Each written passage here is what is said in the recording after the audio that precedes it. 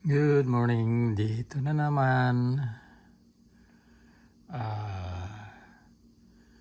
Katatapos magdilig, kaya balik ulit sa loob ng bahay. Check ang stock market. Maybe 10-15 minutes. Today is Wednesday, August 7, 10:05 in the morning. Kita nyo, puro green except Russell 2000. Okay. Puro green. Yung watchlist ko, ganyan din. Last time, sinabi ko sa inyo kung, di ba sabi nila, buy when it's low at ipagbili pag mataas na. Okay, now the question is when? Kailan mo ibibenta yung mga nabili mo? Okay, tignan natin ito, BYM. Ang tinitignan ko, nung binili mo last 5 days ago, kasi nag-down siya ng 4%, 4.09%. Sa ngayon, today is nag-gain siya ng ganyan. So, wala pang gain. Kailan mo ipapagbili yang particular na yan? Nagdi-decide ako kung kailan ko ipagbili. Pinupost ko yung all-time high. Ang all-time high niya is 124. Ngayon, ang price niya ngayon, today, is 119. Nung binili mo is, yan. Nung binili mo. Okay. Kailan mo ipagbili? Well, actually, it's up to you. Pero ako, papagbili ko yan pag naabot na niya yung 124, 119 ngayon. Pag naabot na yung 124, papagbili ko na kasi may kita ka na, di ba? Kailan yon mangyayari? Hindi mo alam. All you have to do is wait. Sooner or later, aabot yan doon because ang history, tignan mo lang ito, mula nung taon na 2008 and beyond. See, pataas ng pataas, but takes months, maybe years. See, lahat ng down na yan, yung ba-down na yan, tumataas. Down, tumaas, down, tumaas, down, tumaas, down. See, lahat ng down tumataas, see. Down, tumaas, down, dito, tumaas, taas, taas, taas. Down na naman dito, taas, taas. See, the trend is, pag nag-down, tataas.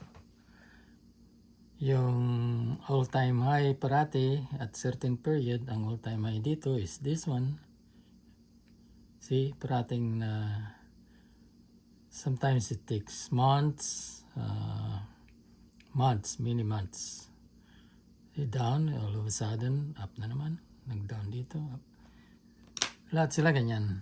Tignan natin yung iba. B&Q, yung real estate ito. Hindi ako bumili nito dahil hindi nag-down, okay? Kaya pass ang real estate. Ito, 5 days, nag-down siya ng 4.9, kaya bumili tayo niyan. Bumili tayo dito, nag-down, bumili. Nung Monday, nung Thursday, down siya. Friday, down. Monday, bumili tayo. Ngayon, as of today, tumaas siya ng kwan. Kailan ulit ang ipagbili? Di, balik ka na naman sa all-time high. Ang all-time high niya is 204.43 cents. Pag ito, nung binili mo, nandito siya, ang price niyan 193.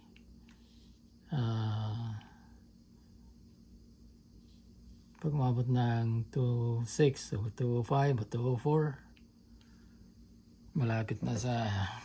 Ako hindi ko hinihintay maabot niya yung all-time high. Mga 2, 3, kasi makikita ka na rin kahit na konti, di ba? Kasi pag naabot na yung all-time high, tendency nun, bababa na naman. So before, how long how long do you have to wait? It's up to you. Pero ako,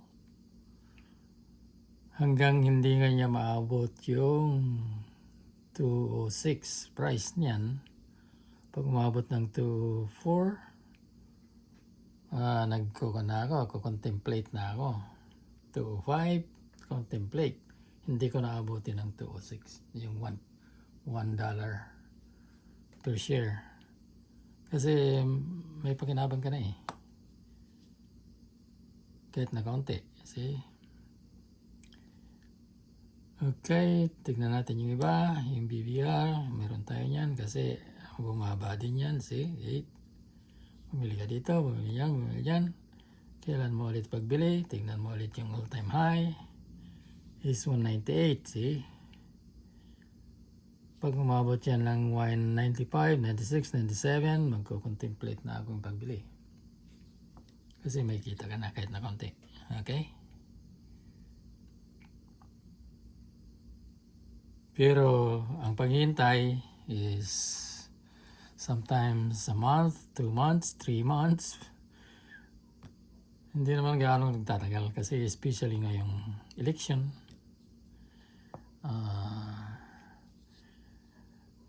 Pag binaba ang interest rate, ngayon medyo mataas ang interest rate. Pag binaba ang interest rate, siguradong tataas lahat yan. Kasi maraming activity pag binaba ang interest rate. Kasi yung mga may business, they'll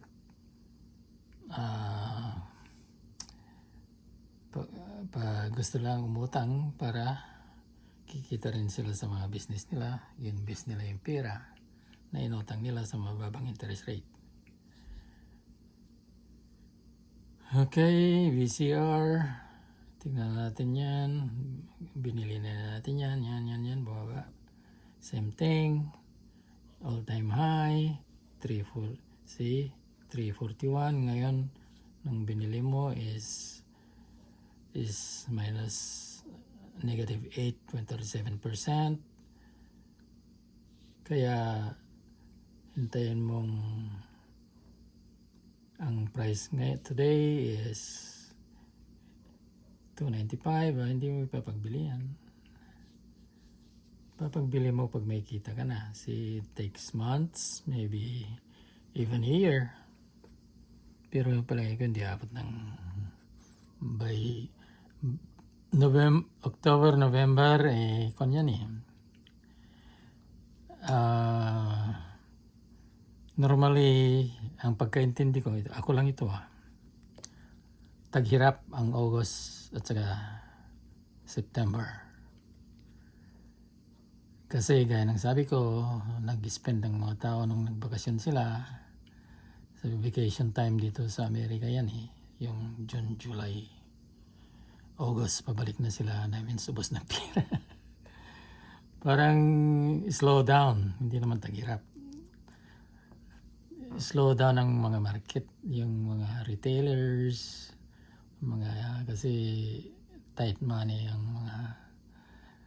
ang mga tao dahil September pasukan sa eskwela ng mga estudyante, siyempre magbayad ng mga tataas ang expenses nila. Kaya sa August, September, medyo tight money ang mga tao dahil sa upcoming expenses. Ang iba, yung mga sa holidays, nagpe-prepare na sila. Parang Christmas, gano'n. So, normally, August, September is medyo slow ang economy. October, simula na naman kanyan. Tataas na naman ang activity yan. November, yan, mga holiday periods. Lalo ng Christmas. Kaya, palagay ko itong prices na ito, yung gaya nito all-time high na yan, prediction ko lang sa ako lang ito, hindi naman ako economist. Itong 295 na ito, maabot yan palagay ko by December. Kung naabot yan, 295 ngayon, discretionary si mga consumer, mga karamihang pangkaraniwang tao, mga tao, kinukonsume ng mga tao, mga products. Marami activity ni sa October, November at saka December. Kaya palagay ko maabot yan to 95 ngayon. Maabot yan 341 or maybe 300. Okay, next. VIG. Ganun din. Titignan lang yung nung binili mo siya. Baba. Tapos all-time high 189, kaunti lang si 183, 189. Sa pag-aabot yan ng all-time high niya is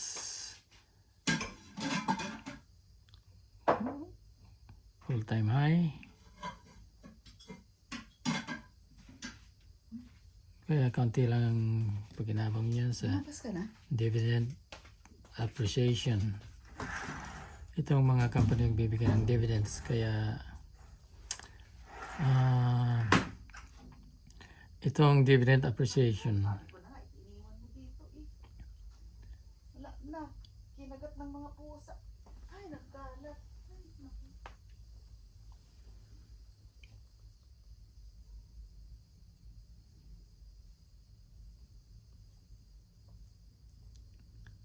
ilan bang gano ang dividend appreciation, yung nagbibigay ng dividends sa company, how big the company is, ang volume ng trading is ang beta niya rito is 0.85, which is ang fluctuation ng price nito is pag ang beta is less than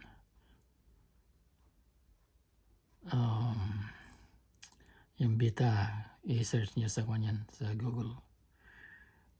Hindi gaanong maraming fluctuation pag yan 0.85 less than 1. Kaya most stable ang price niyan. Kaya parang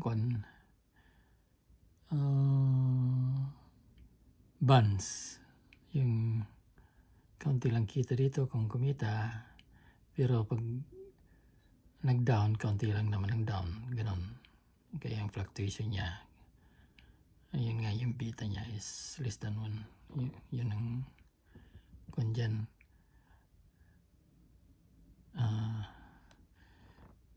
hindi gaano nagpa-fluctuate yung prices, hindi up or down. Okay, yung paborito kong tignan natin. Ito ang paborito ko, BTI, kasi mahigit 3,000 companies yan, at saka the biggest ETF yan. Nung bumili ka is yan, -5. Tapos ang all-time high niya yan, 272. Pag umabot ng 270, ganon, 270. Kung na, ipagbili mo na, kasi ang tendency, gaya ng sabi ko, pag umabot na ng all-time high, tendency na bababa ulit. So,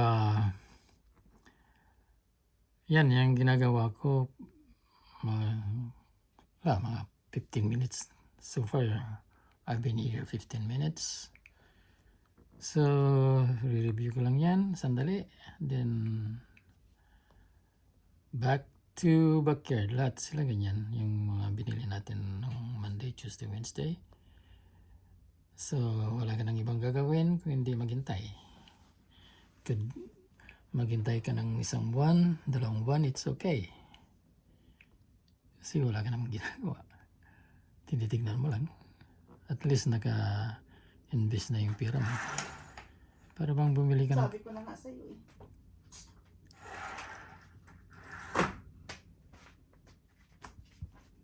Tapos ka na. Okay, bye.